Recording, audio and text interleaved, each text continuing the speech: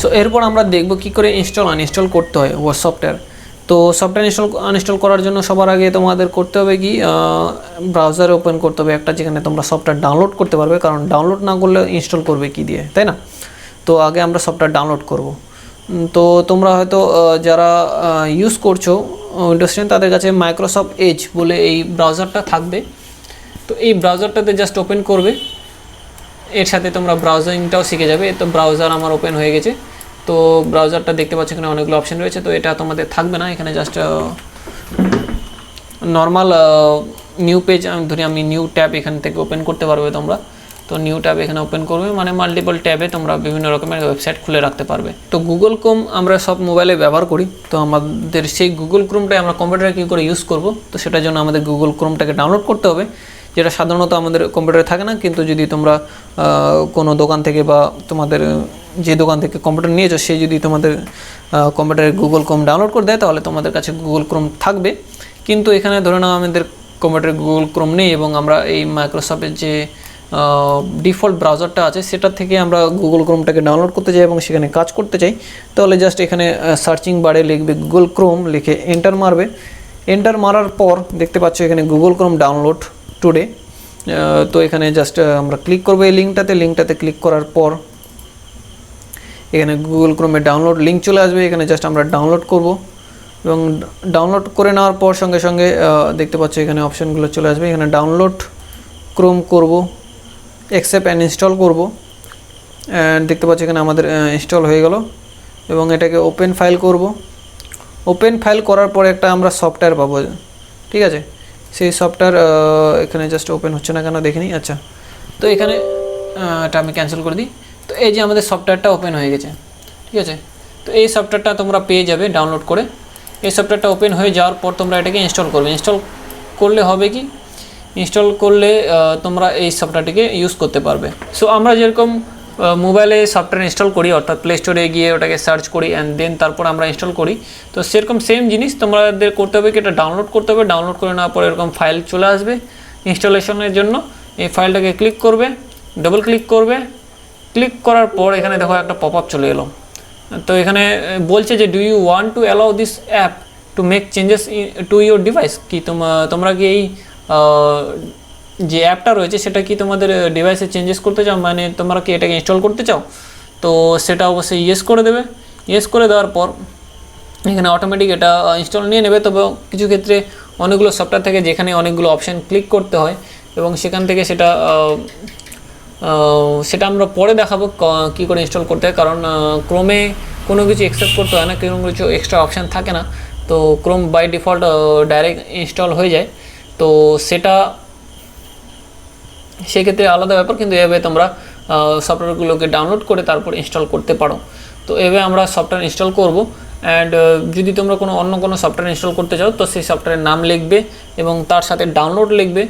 তো ডাউনলোড লেখার পর সেটার যে লিঙ্কটা চলে আসবে সেই লিঙ্কে ক্লিক করে ডাউনলোডেবল লিঙ্কটাতে ক্লিক করে সেই সফটওয়্যারটিকে ডাউনলোড করবে। দেন তোমার যে ডাউনলোড সফটওয়্যারটি আছে যেটা তোমাদের এভাবে এরকম একটা ফাইলে পেয়ে যাবে এবং সেটাকে ডাবল ক্লিক করে ইনস্টল করে নেবে। তো এখানে দেখতে পাচ্ছ আমার ক্রোমটি ডাউনলোড হয়ে গেল। তো এখানে জাস্ট এখানে বলছি, দেখতে পাচ্ছি এখানে সবগুলো অ্যাকাউন্ট রয়েছে আমার আলাদা আলাদা। তো এটা আমি জাস্ট ক্যান্সেল করে দিচ্ছি। এখানে তোমাদের ক্রোম চলে আসলো এবং ক্রোমটাকে ওপেন করবে ডাবল ক্লিক করে। এটা তোমাদের হয়তো দেখাবে না, কারণ তোমরা ফার্স্ট টাইম ক্রোমটাকে ইনস্টল করে রান করবে। তো এখান থেকে যে কোনো আমি একটা ইয়েকে খুলে নিচ্ছি। তো এই যে আমার ক্রোম খুলে গেল। তো এইভাবে তোমরা ক্রোমটাকে ইউজ করতে পারো। অ্যান্ড এখানে দেখতে পাচ্ছ এরকম বিভিন্ন রকমের অপশানগুলো করে রেখেছি। তো এখানে ইউটিউবেরটাকে আমি পিন করে রেখেছি, এখানে পিন করে রেখেছি এবং এখানে কিছু পার্সোনাল সাইট যেগুলো খুবই কাজের আমার, সেগুলো আমি এখানে বুকমার্কে সেভ করে রেখেছি। তো এগুলো কী করে সেভ করতে হয়, ধরে নাও আমি এখানে একটা ওয়েবসাইট খুলছি, আমার নিজের ওয়েবসাইটটাই খুলছি, যদিও এটাতে কাজ হচ্ছে এখনও। তো bishaldebsharma.com খুলছি। এই ওয়েবসাইটটাকে আমি পিন করে রাখতে চাই, ঠিক আছে? এই পিন করে রাখতে চাই। তো আমি করব কি, এইখানে গিয়ে আমি রাইট ক্লিক করব, রাইট ক্লিক করে পিন বাটনে ক্লিক করব। তো এটা আমার এখানে পিন হয়ে যাবে। মানে এটাকে যদি আমি ক্লোজ করে দিই, ক্লোজ করে দেওয়ার পর যদি আমি আবার ওপেন করি, এই যে আমার ব্রাউজারটা, এইটাকে যদি আমি ওপেন করি তাহলে অটোমেটিকলি আমার এখানে অটোমেটিক রিলোড হয়ে যাবে। মানে যেসব দরকারি সাইটগুলো আমার ব্রাউজার খুললেই দরকার পড়ে সেই সব সাইটগুলো তোমরা এখানে পিন করে রাখতে পারো। অথবা তোমরা এটাকে করতে পারো কি, এই বুকমার্কও সেভ করে রাখতে পারো। তো বুকমার্কে কী করে সেভ করে রাখবো, এখানে রাইট ক্লিক করব, সরি এখানে না, আমরা এখানে যাব, এখানে দেখুন স্টার বাটনটা দেওয়া রয়েছে, স্টার বাটনে আমরা ক্লিক করব। এখানে তোমরা নেম দিতে পারো, তো আমি এখানে নেম দিয়ে দিচ্ছি, বিশাল টেক বলে ডান করে দিচ্ছি। তাহলে এটা কিন্তু আমাদের বুকমার্কে সেভ হয়ে যাবে। কিন্তু বুকমার্কে এখানে দেখাচ্ছে না কেন, কারণ এখানে আমাদের একটা ফোল্ডারে সেভ হচ্ছে। এই বুকমার্কের ভিতরে আমাদের ফোল্ডার ক্রিয়েট করা যায় এভাবে, তো এখানে আমাদের এটা সেভ হয়ে গেছে। কিন্তু আমরা যদি এখানে বাইরে সেভ করে রাখতে চাই তাহলে এখানে করব কি, এই মাই ফোল্ডারটাকে ক্লিক করে এখানে বুকমার্ক বার অর্থাৎ বুকমার্কস বার, এই বারের মধ্যে আমরা সেভ করতে চাই, তো এটাকে ডান করে দেবো। এখানে দেখতে পাচ্ছ এই bishaltech.com-টি এখানে সেভ হয়ে গেল।